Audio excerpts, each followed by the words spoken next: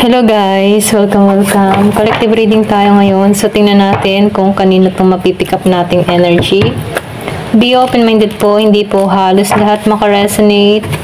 Thank you nga po pala sa mga nagsusubscribe, sa mga bumabalik. Maraming pong salamat.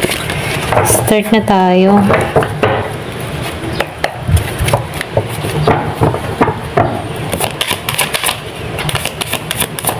Kaninong energy to?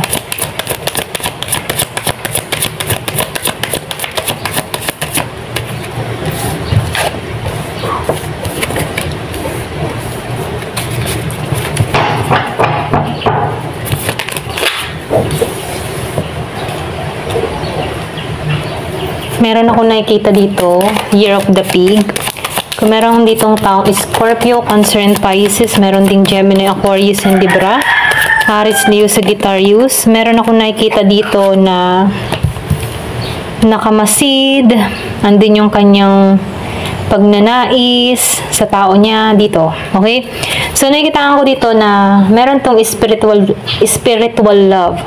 Andun yung kanyang pagnanais sa person niya dito. Meron ako nakikita dito nag-i-stalk or pwede rin sabihin na inaalam kung anong nangyayari sa'yo. Yung iba sa inyo, meron kayong problema ng tao nito, merong conflict na nangyari sa inyo. Meron ako nakita dito na nasayang, kaya itong tao nito nakamasid kung anong ginagawa mo, kung anong pinagkakaabalahan mo. Okay? So, nakikita ko dito, gusto nitong ayusin yung connection kasi nahihirapan na tong tao na to. So, nakikita ko dito, yung ginawa na pagkakalayo-layo nyo ng tao na to, ay ito yung nagpapahirap sa kanya sa sitwasyon niya dito. Okay? Umaasa itong tao na to na maghilom yung connection nyo. Umaasa siya dito ng panibagong yugto para sa'yo. So, nakikita ko dito, itong mga nararanasan nyo ito ay temporary lamang na kung saan gusto na ng tao na to na makipag-ayos sa'yo. Ayaw niya na dito ng maging mahirap pa yung sitwasyon. Ayaw nito na hindi mo siya kinakausap. Ayaw niya dito na yung bang tipo na hindi mo siya pinagtutuunan ng pansin. So, nakikita ko dito, alam na ng tao na to kung ano yung mga nagawa niyang pagkakamali sa'yo. Kaya itong tao nito, nakikita ko dito ng pagbangon or pagbawi sa'yo. Gusto ng tao nito na bumawi dahil alam niya dito na nasayang kanya dito. Alam niya na dito yung mga pagkakamali niya. Okay? Kaya itong tao nito, gusto nitong makabawi sa'yo. Gusto nitong makipag-ayos sa'yo. Okay? Gusto nitong maging maayos muli yung connection. Ikaw yung nakikita ng tao nito na pangmatagalan, pang pamilya. So, nakikita ko dito, pwedeng yung iba sa inyo, nag-live-in kayo ng tao nito, or pwedeng asawa mo to, na nagkakaroon lang kayo ng konting tampuhan. Hindi na nito kaya yung pananahimik mo. Ayan. Kumbaga, nakamasid-masid lamang to sa mga ginagawa mo, sa mga kinikilos mo. Okay?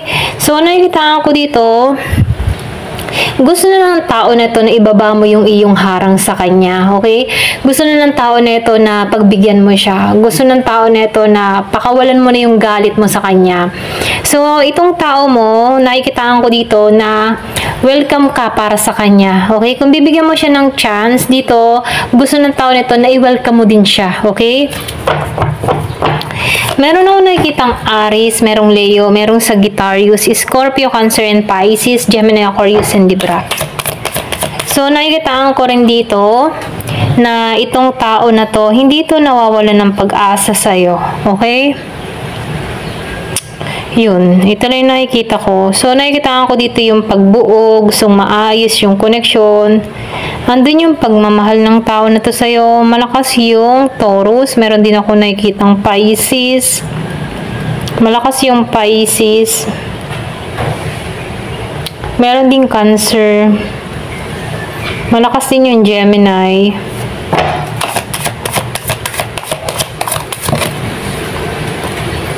Meron din ako nakikitang Aries. So, nakikitaan ko dito kaya may pagtatampo or hinanakit ka dito dahil meron kang natuklasan, meron kang nasaksihan, or pwede rin meron kang nalaman. Meron ako nakikitang third party, involved sa ibang tao. Ito yung dahilan. Ito yung dahilan kung bakit nagtatampo ka, naghihinanakit ka, bakit lumayo ka. So, nakikita ko dito, itong tao mo, nakikiramdam sa'yo. Okay, kung nagsasama pa rin kayo ng tao na to sa isang bubong, at meron ka nalaman dito, yung iba sa inyo, hindi mo to iniimkan, hindi mo to iniibo. Pero ganun pa man, gusto ng tao nito na pakikipag-ayos. Andun pa rin yung nararamdaman niya sa'yo. Yung iba sa inyo, pwedeng nagkaroon lang ng konting tampuhan, okay? Kung bakit meron ditong hindi kinakausap. Pero andun pa rin yung spiritual love ng tao na to sa'yo. Andun pa rin yung passion sa'yo. Yung iba naman sa inyo, meron lang talagang nangangahas or tumutokso sa person mo. Ayan. So, nakikitaan ko dito, malapit din to sa'yo. So, ngayon, hindi to matagumpay dito. Feeling ng tao na to ay bigo siya. Ayan. So, wala siyang makitang motivation dahil sa paglayo mo, pagtampo mo, or pag-iwas mo dito. Naguguluhan siya dito, hindi niya alam kung paano ang gagawin. Hindi siya masaya dito, hindi siya matagumpay dito. Nalilito siya dahil nagpa-tukso siya. Ayan. So, nakikita ko dito yung tukso. Nalilito siya ngayon dahil siya mismo yung gumawa ng kalokohan niya dito. So, meron ako nakikitang Taurus. Taurus, okay?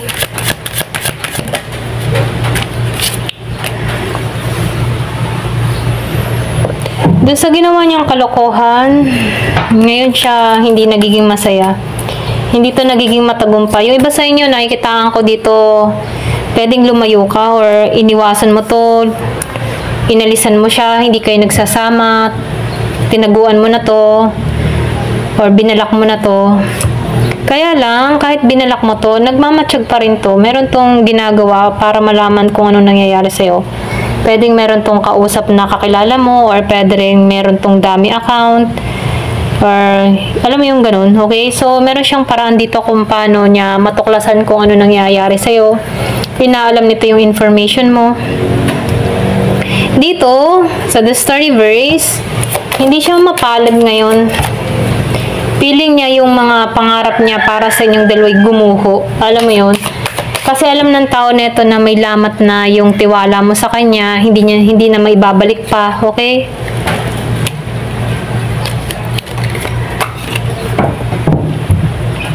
Meron kang tao dito na medyo nakaka-recover naman to sa financial, okay? Yung iba sa inyo, no, meron kang tao dito nakaka-recover siya sa financial, pero pagdating sa'yo, hindi pa niya natatapos yung problema nyo. Malakas yung Aquarius.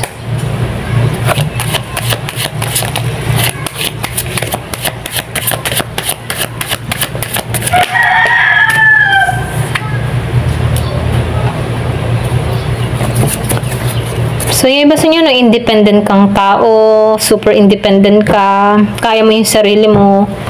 Kaya ka nagmamatigas dito, malakas yung Aries. Kaya mo yung sarili mo, hindi mo kailangan ng kapartner para gaguhin ka. Nagmamatigas ka dito. Ito lang nakikita ko sa'yo.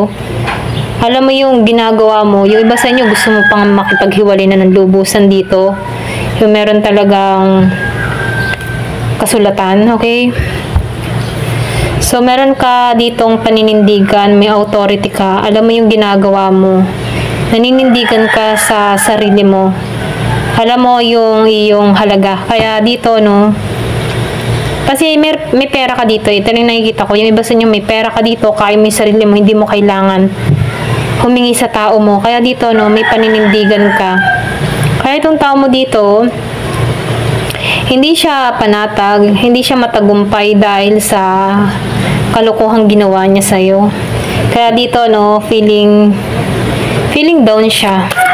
Kaya itong tao mo, gusto ng bagong simula. Kaya lang, bago niya magkaroon, yung matipong gusto niya ng bagong simula, pero bago magkaroon ng bagong simula, kailangan niyang ayusin yung sitwasyon nyo. Ganun. Kailangan niyang paliwanagan ka dito. So, lumabas to. Ikaw kasi dito, okay lang, yung matipong okay ka na. Ganun. Nakakatulog ka na ng maayos. Tanggap mo na. Kaya hindi mo na rin masyado ding iniintindi pa to. Kahit wala kayong pakikipagkasundo or pakikipag-usap sa tao na to, okay ka. okay ka, kaya mong balansehin yung sarili mo, kaya mong balansehin yung sitwasyon mo. So, nakikita ko dito, meron kang peace of mind. Kaya lang itong tao mo, hindi mo to kinikibo. Kasi hinahanap mo yung peace of mind. Yung iba sa inyo, yung ba tipo na, mapayapa pa ako nung wala itong tao na to. Ganon. Okay? Yung ba tipo na, nahanap mo yung kapayapaan mo nung nakawala ka dito. Mas maluwan yung pakaramdam mo. Mas okay ka dito. Ganon yung energy mo. Kaya dito, no, andun yung authority mo. Naninindigan ka sa katotohanan, naninindigan ka sa iyong sarili. Alam mo na kasi yung totoo dito, kaya ayaw mong magpaninlang, ayaw mong magpakontrol. Kasi nahanap mo na yung balance mo. Nakapagpapahinga ka na, nakakatulog ka na ng maayos. Kaya, yung iba sa inyo, nagpasya ka na lamang dito na maigi pang tantanan na to, ganyan, tigilan na to.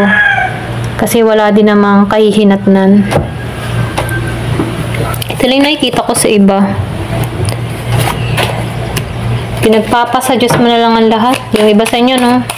Kasi nakuha mo na yung sign na hinahanap mo. Nakuha mo na yung sagot na kailangan mo about sa tao na to.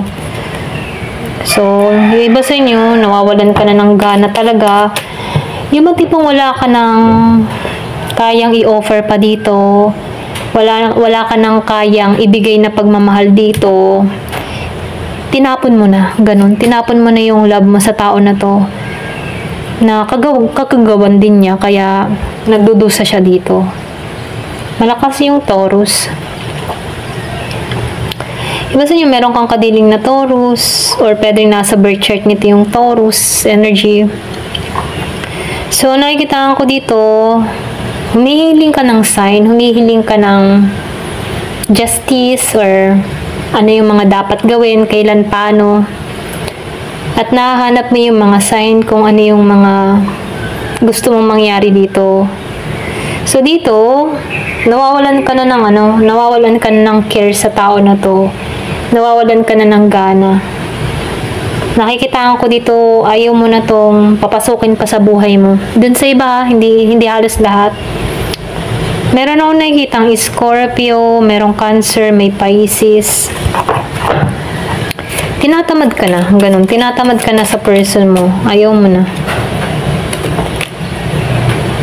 Hindi ka na kasi balance eh. Pagdating sa usaping pag-ibig, hindi ka balance. Para bang hindi ka na handa maging vulnerable para sa tao na to. Ganyan. Masyado nang nakakapagod. Pagod ka na. So, meron devil energy.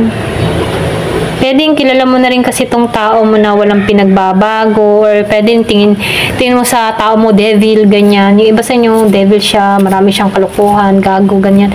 So, yung masasakit na salita, binibigkas mo na dito sa tao mo. Marami tong kawalang yang ginawa sa'yo, kaya gano'n na lang yung tingin mo, walang hiya siya. Dapat lang yan sa kanya. Mga gano'n ito lang nakikita ko sa'yo. Kung naman yung nararanasan ng taong ito, dapat lang yan sa kanya dahil walang hiya siya. Gano'n. Gano'n yung mo. So, dito, mas priority mo na lamang yung iyong kapirahan, ang iyong tagumpay, dun ka nakatuon. So, nakikita ko dito, nakatuon ka sa mga pangarap mo. Yung tipo na bahala siya sa buhay niya. Intindihin ko yung sarili ko. Wala akong mapapala sa tao na yan. Ganon. Ganon yung energy mo. Okay? So, ngayon, nagiging kang matuwid dito, nagiging kang maayos dito. Alam mo yung gusto mo mangyari sa buhay mo. Ninanam na mo yung pagiging mong single, nagiging independent ka, kasi alam mo naman sa sarili mo na kaya mo kahit wala tong tao na to.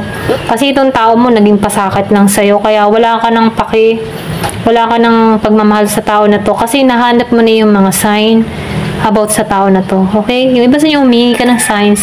Lord, paano po ba?